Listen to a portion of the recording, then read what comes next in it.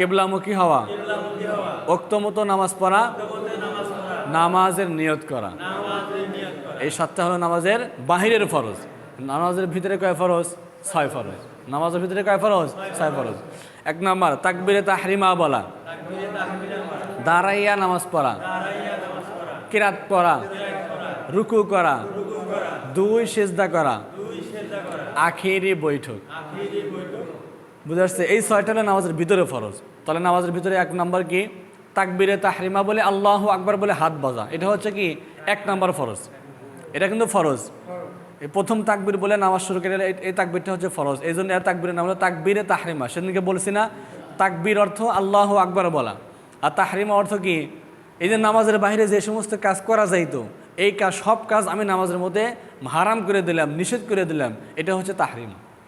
তাহরিম অর্থ কি? আমি সব কিছুকে নামাজের ভিতরে হারাম করে দিলাম। তাহলে 1 নাম্বার তাকবীরে তাহরিমা বলা, অর্থাৎ আল্লাহু আকবার বলে কি বাঁধা? হাত বাঁধা। 2 নাম্বার দাঁড়াইয়ে নামাজ পড়া। 2 নাম্বার কি? দাঁড়াইয়ে নামাজ পড়া। যদি সুস্থ থাকে, কোনো সমস্যা নাই, কোনো অসুবিধা নাই, অসুস্থও নাই, আবার কোনো পা ভাঙ্গাও নাই, মাজা ব্যথাও নাই, কোনো সমস্যা নাই, এমনি বসে নামাজ পড়ে, নামাজ হবে? নামাজ হবে না। ফরজ নামাজ দাঁড়া থেকে পড়া ফরজ। তাহলে 2 নাম্বার দাঁড়াইয়ে নামাজ পড়া। 3 নাম্বার কিরাত করা। 3 নাম্বার কি? কিরাত করা। 4 নাম্বার রুকু করা। 5 নাম্বার সিজদা করা। 6 নাম্বার শেষ বৈঠক। আপনি 2 রাকাত নামাজ পড়েন, আর 3 রাকাত পড়েন, আর 4 রাকাত পড়েন, যে কয় রাকাত নামাজ পড়েন না কেন, শেষ বৈঠকটা হলো কি? ফরজ। শেষ বৈঠকটা ফরজ। 4 রাকাত নামাজে প্রথম বৈঠকটা ওয়াজিব। প্রথম বৈঠকটা কি? ওয়াজিব। আর শেষ বৈঠকটা ফরজ। 2 রাকাত নামাজে বৈঠকই একটা, সেই একটাকে কি? ফরজ। সেই 1 বৈঠক কি? ফরজ। তাহলে বুঝা যাচ্ছে নামাজের ভিতরে কয় ফরজ? 6 ফরজ।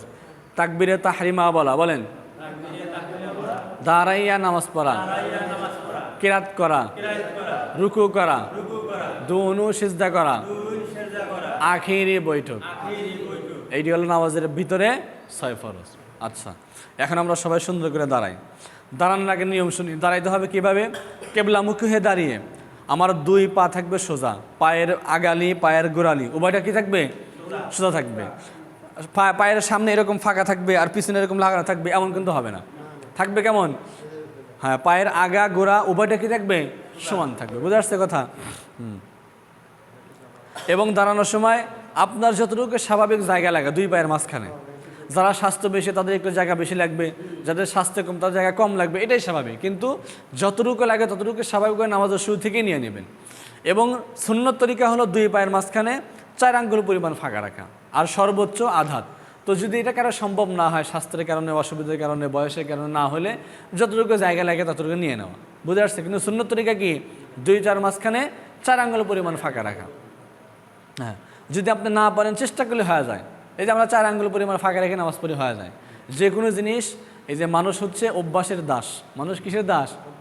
হ্যাঁ, সে যেটা মানুষ অভ্যাস বানায় নেয় সেটাই তার হয়ে যায়।